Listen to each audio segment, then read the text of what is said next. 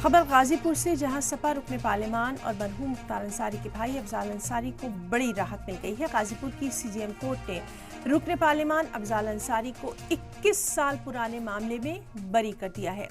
Sapa MP के ऊपर इल्जाम था कि उन्होंने हंगामा और बवाल किया था, मगर कोर्ट ने सालों बाद, बरसों बाद सपा रुकने पार्लिमान को इन इल्जामात से बरी कर दिया। दरअसल ये पूरा वाकया 23 साल पुराना है।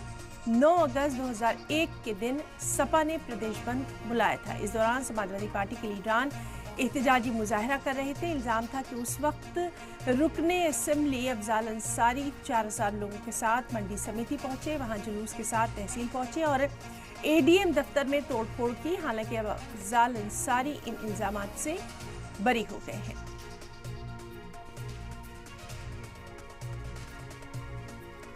तो अहम खबर,